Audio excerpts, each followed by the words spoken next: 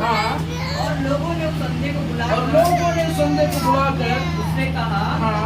ढाढ़स बांध, उठ, हाँ। और तुझे बुलाता है। हाँ। वह अपना कपड़ा फेंक कर शीघ्र उठा और यीशु के पास गया। यीशु के पास गया। इस पर यीशु ने उससे कहा, हाँ। क्या चाहता है क्या चाहता है कि मैं तेरे कि लिए मैं करूं? तेरे लिए करूं? हाँ। अंधे ने उससे कहा, हे रब्बी, यह कि मैं देखने लगूं। या कि मैं देखने लगूं। यीशु ने उससे कहा, यीशु ने उससे कहा, चला जा, चला जा, तेरे विश्वास ने तुझे चंगा कर दिया। हालेलुया। यीशु ने क्या कहा वहाँ पर? तेरे विश्वास ने तुझे क्या कर दिया है? चंगा कर दिया है। यीशु को और कुछ की आवश्यकता नहीं है। वो भिखारी था, हो सकता है बहुत सारा पैसा इकट्ठा करके रखा रहा होगा, है ना, भीख मांग के। यीशु ने नहीं कहा कि तेरे पैसा मुझको दे दे, मैं तुझे चंगा करूंगा, पर यीशु ने कहा तेरा विश्वास ने तुझे क्या कर दिया है? चंगा कर दिया है। आगे वह तुरंत देखने लगा, वह तुरंत देखने लगा और मार्ग में उसके पीछे और मार्ग में उसके पीछे हो लिया। हालेलुया। बाइबल बताती है वो क्या था? अंधा था। क्या था? अंधा था। और यीशु ने उसे क्या किया? चंगाए दिया। यीशु ने कहा तेरे विश्वास ने तुझको चंगा कर दिया है। और आगे पद में लिखा है कि वह देखने लगा और वो यीशु के पीछे हो लिया, यीशु के साथ चलने लगा। मेरे प्रियो, हम यहाँ पर जब हम शुरू से पढ़ते हैं 46 पद से लेकर 52 पद तक, तो एक अंधे भिखारी का हम स्टोरी को देखते हैं, सच्ची घटना को देखते हैं कि यीशु ने उसके जीवन में कैसे अद्भुत काम किया। Hallelujah, hallelujah.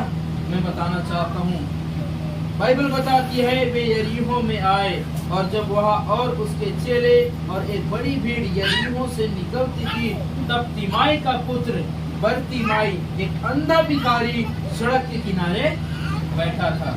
हालेलुया। कौन बैठा था? अंधा भिखारी। उसका नाम क्या है? बरतिमाई। हमेशा याद रखना, ठीक है? बरतिमाई क्या था? अंधा था। यदि मैं कभी भी आऊंगा पूछूंगा कौन अंधा था, तो बता सकते हैं ना? कौन था अंधा? बरतिमाई अंधा था। और वो किसका पुत्र था? तिमाई का पुत्र था। किसका पुत्र था? तिमाई का पुत्र। कौन था? बरतिमाई। और जो क्या था? अंधा था। और अंधा रहने की वजह से वो क्या कर रहा था?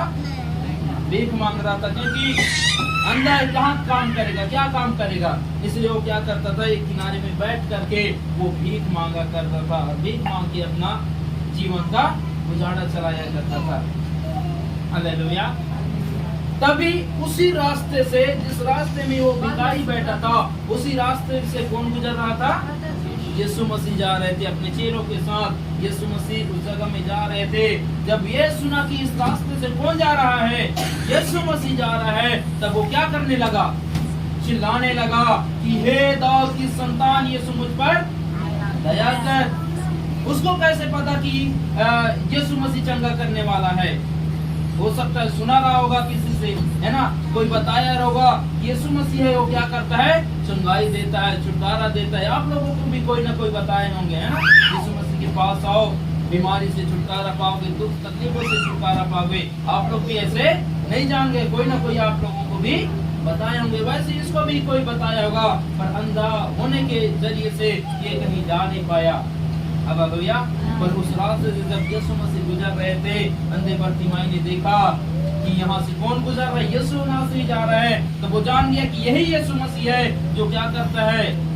चंगा करता है, लंगड़ों को चलाता है, मुर्दों को जिंदा करता है। क्योंकि उससे पहले जब आप पढ़ोगे तो बहुत अद्भुत अद्भुत काम प्रभु ने किया है। हालेलुया। जब वो जाना कि यीशु मसीह जा रहा है, तो उसने चिल्ला कर कहा, हे दाऊद की संतान, मुझ पर क्या कर? दया कर। मेरे प्रियो, अर्थात यहाँ पर उसने क्या किया? प्रभु से प्रार्थना किया। जब आप जान गए कि यीशु मसीह चंगा करने वाला है, जब यीशु मसीह के पास आप आ गए, तो आपको भी क्या करना पड़ेगा?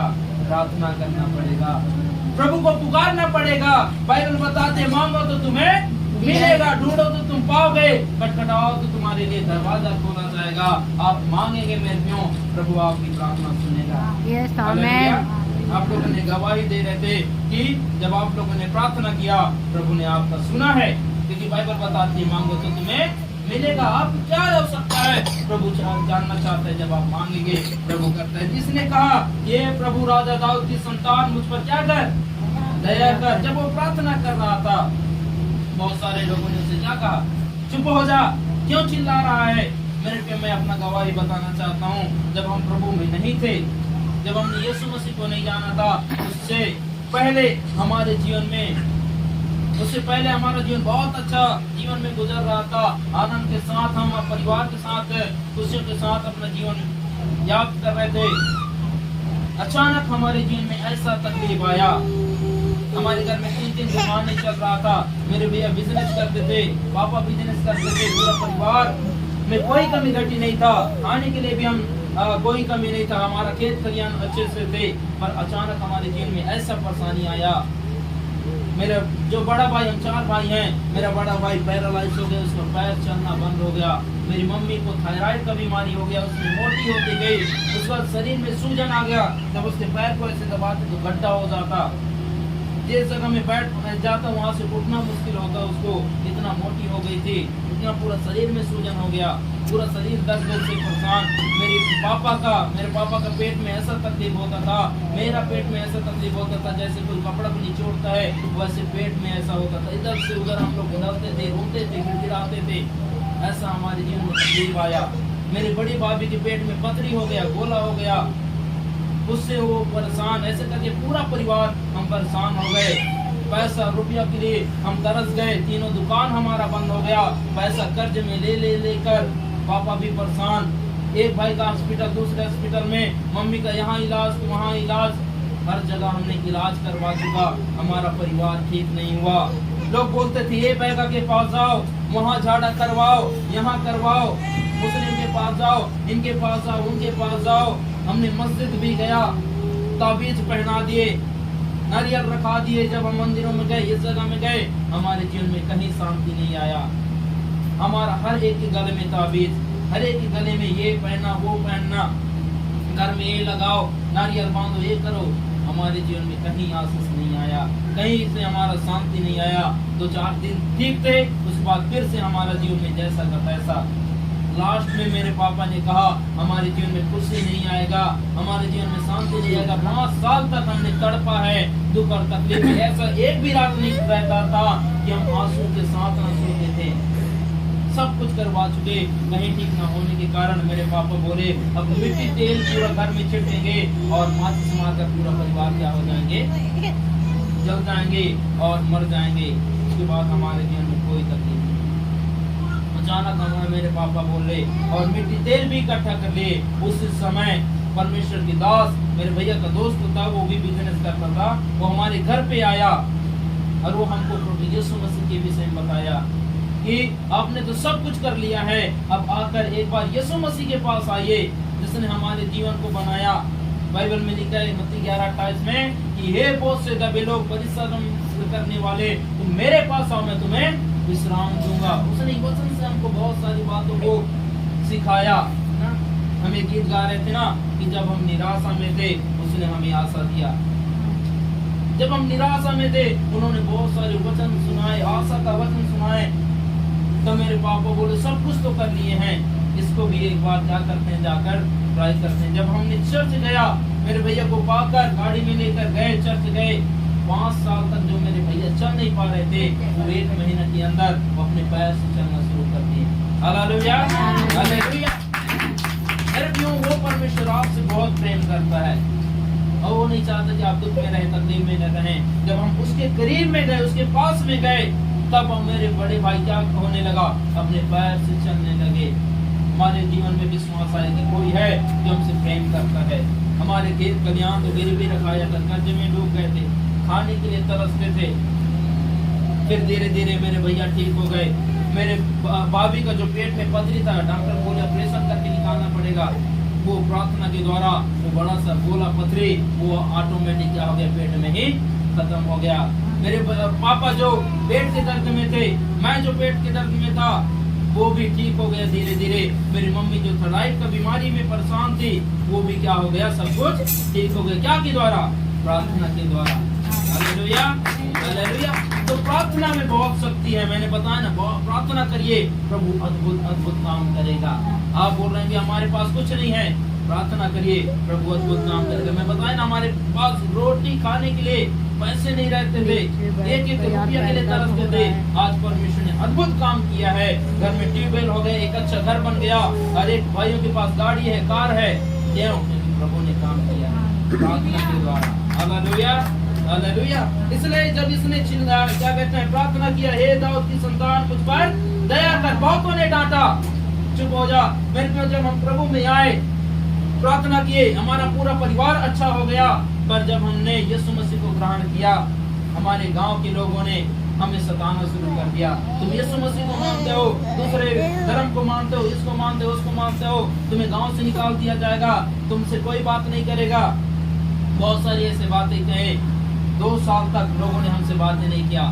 2 साल तक लोगों ने हमारे खेत में काम करने के लिए नहीं आए। 2 साल तक जो हमारा घर बन रहा था उसमें कोई काम करने के लिए नहीं आए। हमारे गांव के लोगों ने बोला, इनसे जो बात करेगा उनको जुर्माना लिया जाएगा, इसलिए कोई बात नहीं किए। पर हमें प्रभु ने बचाया था, इसलिए हम प्रभु की आराधना करते रहे।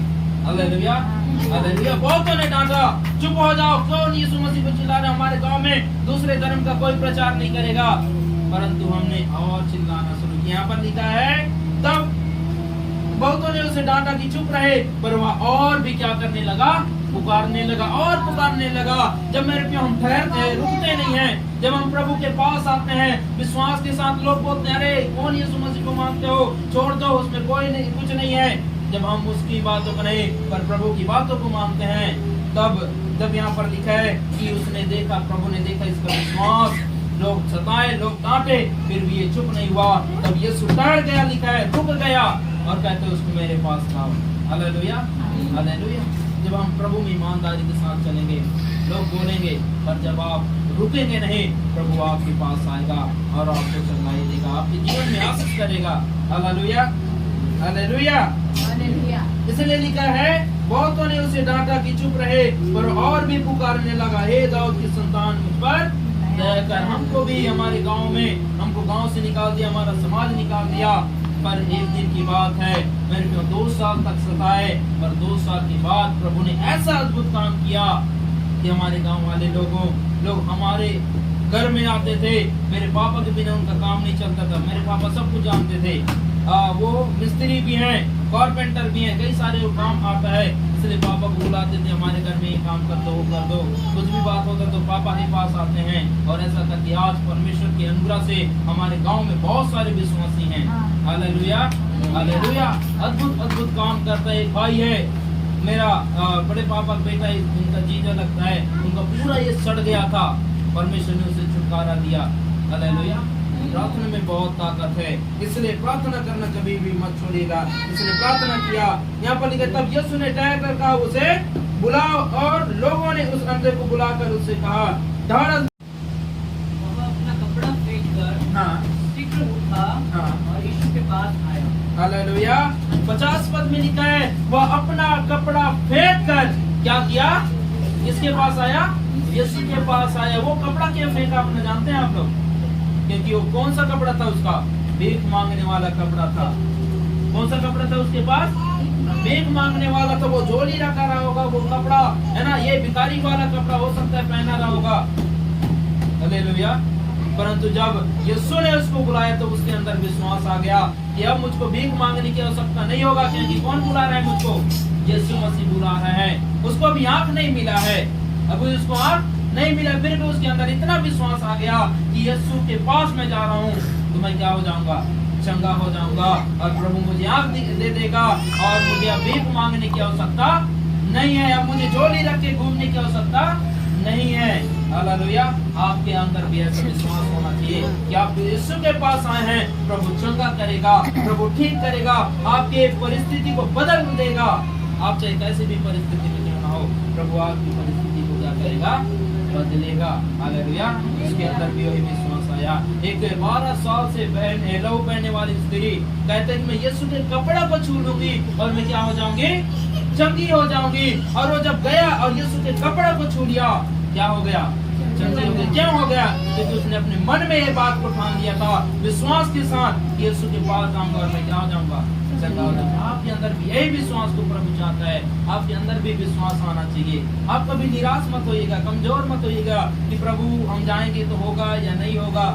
ऐसा नहीं, हम यदि यीशु के पास आए तो होगा ही, ऐसा विश्वास करिएगा और जरूर होगा। Hallelujah, hallelujah.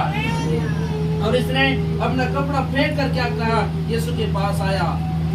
ये कपड़ा एक और हमारे आत्मिकता को दर्शाता है। पुराना वस्त्र अर्थात जो हमारे पुराना जिंदगी था, नशा करने वाला, गाली देने वाला, लड़ाई झगड़ा करने वाला, कपट रखने वाला, ये सारी चीजों का हमें क्या करना, उतार कर फेंक देना है और एक पवित्रता के साथ हम यीशु के पास आना है। हो सके हम पहले हम नशा करते थे, गाली देते थे, लड़ाई झगड़ा करते थे, ईर्ष्या रखते थे, ये करते थे, दुनिया भर की बातें था, पर उन सब चीजों को छोड़ करके हमें प्रभु के पास आना है।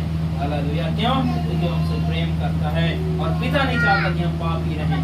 वो हमें पापों से बचाने के लिए धरती पर आए थे। हालेलुया। इसलिए जब हम अपने पुराने वस्त्र को फेंक कर यीशु के पास आते हैं तो क्या उन पर पड़ेगा? इस पर यीशु ने उससे कहा, हाँ, तू क्या चाहता है कि मैं तेरे लिए करूं? इस पर यीशु ने क्या कहा, तू क्या चाहता है कि मैं तेरे लिए करूं? हालेलुया। आपसे भी हर एक से प्रभु पूछता है, आप क्या चाहते हैं बहन, आप क्या चाहते हैं भाई? आप आज यीशु आपसे पूछना चाहता है, आप क्या चाहते हैं? आपके हर एक के पास कोई ना कोई विषय रहता है। हालेलुया।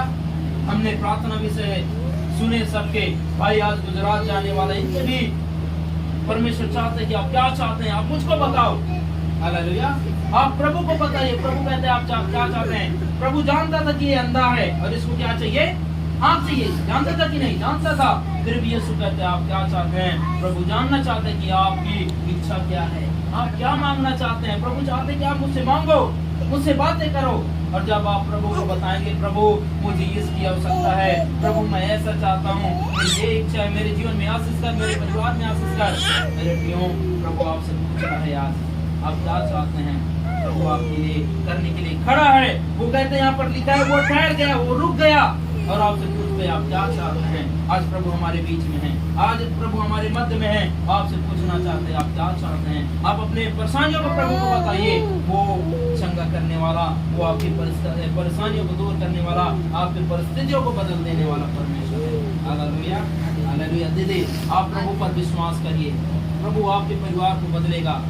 आपके जो कमी घटी है परिवार में उसको दूर करेगा। मांगने की आवश्यकता नहीं पड़ेगा, प्रभु आपको देगा जब आप विश्वास करेंगे प्रभु पर। आप दृढ़ता के साथ जब आप प्रार्थना में लगे रहेंगे, प्रभु आपके घर के परिस्थिति को बदल देगा। आप गरीबी में नहीं पर एक देने वाले बनेंगे। प्रभु ये चाहते हैं आपके जीवन से, इसलिए विश्वास में आगे बढ़िए। हालेलुया।